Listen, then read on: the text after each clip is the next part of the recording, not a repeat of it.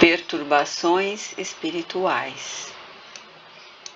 Capítulo 12. Os debates prosseguem. Parte B. Em determinado momento, vimos um jovem de aproximadamente 16 anos acercar-se da entrada, amparado carinhosamente por uma senhora gentil e preocupada, que o induzira à busca de auxílio e o conduzira àquele santuário de amor e de solidariedade. Logo percebemos tratar-se da sua genitora desencarnada, porque o carinho com que envolvia o jovem denunciava-lhe a grandeza maternal.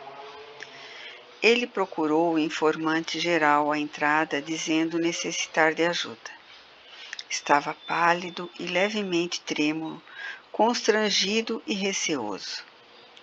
O recepcionista, verdadeiramente cristão, compreendeu os conflitos do jovem e gentilmente conduziu-o a uma veneranda senhora que atendia bondosamente num dos recantos da sala, especialmente dedicada a esse mistério.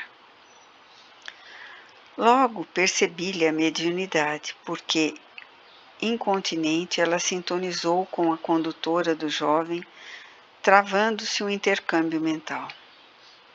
Tratava-se da sua genitora, preocupada com sua atual situação, defluente do choque traumático advindo da sua desencarnação repentina. Muito afeiçoados um ao outro, sofriam agora a separação corporal. Em consequência, ele fizera um transtorno depressivo da afetividade, negando-se à alimentação e ao sentido psicológico da existência. Perdera os estímulos para os estudos, deixando-se consumir pela saudade indescritível, desde que era também órfão de pai.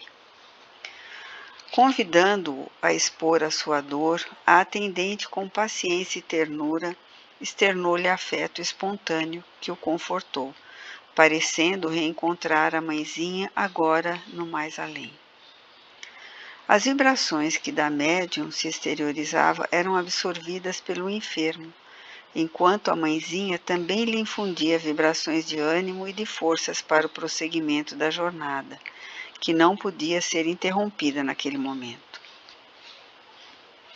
À medida que o diálogo prosseguia, após a narração do que ele considerava um infortúnio, a perda do ser querido, adversário do passado, conseguira infiltrar-se no seu pensamento sofrido, aturdindo-o com as suas energias deletérias e, em vez que outra, insinuando-lhe o suicídio. Graças à sua existência ainda sem compromissos negativos, a mãezinha conseguia diluir os fluidos perversos e inspirá-lo à oração, qual ocorrera naquela manhã em que o levara à sociedade espírita. Depois de uma conversação saudável e rica de esperanças, a assistente aplicou-lhe o benefício do passe, dominada pelo sentimento de amor e de imensa compaixão. O irmão Elvídio, que se encontrava no ambiente, anotando e cooperando nas atividades múltiplas, depois de examinar o paciente, referiu-se que, a partir daquele momento, ele estaria sob a proteção dos benfeitores espirituais da casa, que iriam providenciar o atendimento particular ao adversário desencarnado, postergando o momento da reabilitação do seu anterior algoz, quando ele tivesse forças e discernimento para o resgate. Moço dócil e desequipado de conhecimentos espirituais, era, no entanto, excelente campo experimental para o empreendimento de serviços edificantes em favor do futuro. Por certo, a partir daquele momento, ele retornaria, ora trazido pela genitora desencarnada, noutras vezes pela entidade encarregada de o proteger, vinculando-se à doutrina espírita com os olhos postos no porvir, quando poderia contribuir em favor do próprio bem e da fraternidade geral. Lágrimas benéficas escorriam-lhe pela face à medida que era auxiliado pela servidora de Jesus, e minutos após apresentava um quadro muito diverso daquele que o trouxera ao santuário. O centro espírita é, sem dúvida, hospital de emergência para as aflições da alma, da emoção e do corpo, pelo proporcionar de harmonia íntima no paciente e abrir-lhe horizontes dantes jamais imaginados. A certeza de que ninguém se encontra a sós, assim como o descortino de oportunidades redentoras ao alcance pessoal, constituem pilares de apoio para a fraqueza e o desconforto moral quando se instala o sofrimento. Tarefa enriquecedora e abençoada, aquela que proporciona luz a quantos se debatem na escuridão. O conhecimento é claridade espiritual que esbate as trevas da ignorância e impulsiona o ser na direção da conquista da plenitude. Onde se instala o amor de Jesus Cristo, há sempre oportunidade de serviço e apoio incondicional a todas e a quaisquer necessidades que apresentem no ser humano. De fato, na sua condição de consolador, o Espiritismo, após enxugar as lágrimas de quem sofre, concede-lhe valores para prosseguir com dignidade, construir o futuro risonho e vivenciar o bem-estar desde os primeiros momentos. Sempre há espíritos generosos e diligentes aguardando sintonia com os viandantes terrenos, da mesma forma que os há nas categorias inferiores da evolução. A questão é, portanto, de compatibilidade vibratória. Sucediam-se os socorros e aumentava a clientela à medida que as horas se passavam. Pessoas visivelmente obsidiadas, umas atormentadas, outras pelos vícios a que se entregavam, excruciadas diversas por enfermidades irreversíveis, por dramas familiares, por dificuldades econômicas, por necessidade de trabalho, vitimadas pelo abandono dos seres queridos, inúmeras em busca de milagres, de ocorrências do sobrenatural em seu benefício, passavam numa corrente sem fim. Felizmente, a cada 2 horas havia um espaço para palestras reconfortante e esclarecedora, explicando os objetivos do Espiritismo e como se deve comportar o cristão ante os desafios existenciais, sempre com boa assistência, tanto de encarnados como de desencarnados. Espíritos recém-chegados a esferas espirituais e ignorando a ocorrência, eram trazidos para um departamento especial, onde recebiam acolhimento aqueles que possuíam algum mérito, a fim de serem transferidos para as organizações do mais além, e a azáfama do bem era contínua. Notamos Germano e o Dr. Carneiro de Campos, que também se faziam notar nos infiltrados graças à negligência de alguns irresponsáveis companheiros mais interessados nas projeções mundanas e nos seus desvios que no serviço de libertação pelo amor gerando os distúrbios.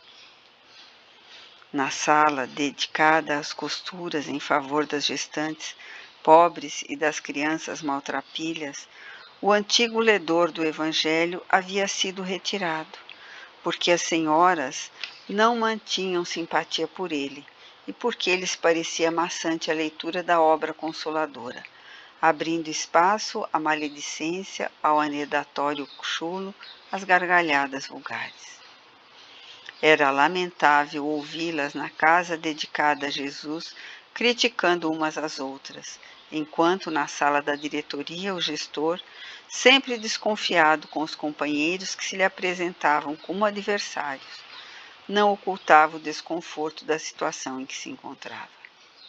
A tesouraria também apresentava situação desagradável em razão de algumas ocorrências irregulares promovidas pelo presidente anterior da instituição, que era um gastador descontrolado, como se os recursos angariados para as finalidades elevadas lhe pertencessem para uso pessoal e familiar. À surdina, outros participantes do grupo conspiravam contra a direção atual, vigiando cada membro e assacando acusações impiedosas num grupo dedicado à fraternidade e o amor sem jaça. Eis porque os inimigos do Cristo ali se instalaram e se encontravam gerando dissídias, revolta e perigosos conluios para a derrubada dos companheiros que administravam patrimônio material. Lamentável esse comportamento, tendo-se em vista Jesus como modelo para todos os nossos atos, facultando que os seus adversários passassem lentamente a ganhar espaço e movimentar ações no santuário de amor. O irmão Elvídio, no entanto, demonstrava paz íntima, pois que sabia não faltar o socorro dos céus, e emocionado com as atividades espirituais do grupo, dirigido pelo Dr. Bezerra, agora enriquecido com a presença do venerando Macário, iria reconduzir o rebanho a Jesus e reedificar sobre os escombros a casa da verdade, onde não mais o joio das disputas nasceria ao lado do trigo da solidariedade. Em nossa movimentação pelos diversos setores da oficina de amor e de caridade, percebemos a presença do mulá, semi-adormecido e conduzido com carinho por alguns dos mentores, de modo a que tomasse conhecimento, mesmo nesse estado de pouca lucidez, do que se realizava na abençoada instituição que ele pretendia destruir, sob os injustos argumentos de perseguições sofridas no passado. As horas pareciam insuficientes para o atendimento à verdadeira multidão que buscava acolhida e socorro imediato. No entanto, tendo-se em vista a programação muito bem elaborada, muitos obreiros de ambos os lados da vida movimentavam-se com alegria, procurando desincumbir-se das responsabilidades que lhe diziam respeito. A ordem é, sem dúvida, a representante excelente do bem, porque onde vige tudo se passa com equilíbrio, sem desajustes nem precipitações. Quase inesperadamente chegara a noite, e verdadeira multidão compareceu para a conferência doutrinária habitual, na qual deveria expor a doutrina conhecido servidor do Evangelho, muito afeiçoado pelo público, em razão da beleza do seu verbo, mas, sobretudo, em decorrência dos exemplos de sua vida cristã dedicada aos necessitados de todo Jaés. Observamos os cuidados dos responsáveis pela entidade, multiplicando os vigilantes dedicados a preservarem a disciplina e o equilíbrio no recinto, evitando a entrada dos perturbadores de ambos os lados, especialmente os muitos espíritos ociosos arregimentados pelos perversos inimigos em atividade. Gentis e severos não facilitavam a entrada dos perseguidores costumazes de muitos frequentadores, menos ainda daqueles que tinham as intenções doentias de gerar confusão. Nada obstante, em alguns casos de obsessões subjugadoras, permitiam que se adentrassem o paciente e o seu perseguidor, em razão da plena fusão perispiritual de ambos nos seus embates infelizes. Dessa forma, poderiam ser beneficiados pelos fluidos ambientais e pela mensagem confortadora. Apesar de todo o cuidado, pouco antes de iniciar-se a palestra, uma jovem obsidiada em descontrole total rodopiou nos calcanhares e estorcegou numa crise convulsiva, como se fosse de natureza epiléptica. Sob controle de feroz adversário, tinha também os centros cerebrais afetados pelos fluidos espúrios do inimigo que a martirizava havia alguns anos. A cena constrangedora teve imediata diminuição dos seus efeitos, porque ocorreram em sua ajuda os membros da vigilância, que procuraram retirá-la da sala e, com aplicação de passes, afastar o malfeitor espiritual, auxiliando na recuperação da lucidez, quando, constrangida, foi dominada por choro atormentado. A tentativa de provocar desconforto na plateia interessada logo cedeu lugar ao silêncio e à harmonia ambiental. Nesse momento, às 20 horas, teve início a reunião doutrinária com admirável exposição espírita. A magia da palavra do expositor penetrava os presentes com bálsamo aplicado com ternura e cuidado. Evocando a figura do Nazareno, atendendo às multidões, a sua infinita paciência e compaixão, o orador comparava aqueles aos dias atuais, caracterizados pelos sofrimentos de variada manifestação, ao tempo em que se referia à necessidade de buscar-se em Jesus, nele encontrando o refúgio indispensável à conquista da harmonia. Visivelmente inspirado pelo mentor da instituição, elucidava que a função precípua do espiritismo não são a cura física ou reequilíbrio emocional ou psíquico, mas a transformação moral para melhor, porque os males que afligem o ser provêm do seu mundo íntimo, são resultados das suas ações infelizes. E enquanto não houver um real sentimento de edificação interior, os pacientes mudam de enfermidades, permanecendo assinalados pela aflição. Jesus não veio como remendão de roupas gastas, como libertador das condutas infelizes que gerem desconforto e se apresentam com sofrimentos. Os benfeitores espirituais, por sua vez, são amigos generosos e devotados que socorrem, mas não podem impedir que as consequências dos atos insanos apresentem-se naqueles que procedem mal.